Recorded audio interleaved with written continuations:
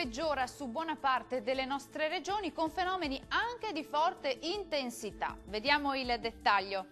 Sul Veneto tempo che peggiora gradualmente a partire dai settori orientali con l'arrivo di rovesci e temporali possibili su gran parte delle nostre province ma distribuiti in maniera irregolare e meno probabili su Veronese e Rodigino. Diamo uno sguardo anche alle temperature, le massime risultano essere comprese tra i 22 e i 27 gradi, minime intorno ai 16-20 gradi circa.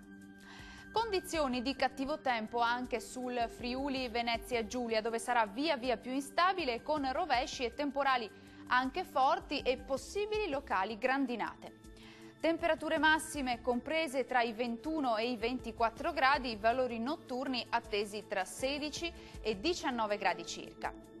Raggiungiamo infine il Trentino Alto Adige. Sul Trentino centrale saranno più frequenti i temporali, più soleggiato sull'Alto Adige e sul Trentino meridionale. Diamo uno sguardo anche alle temperature, le massime sono attese intorno ai 21-23 gradi, valori notturni previsti sui 14-18 gradi circa. Il mare sarà poco mosso sulle coste e mosso al largo, i venti moderati orientali. Dal meteo di Antena 3 è tutto, arrivederci.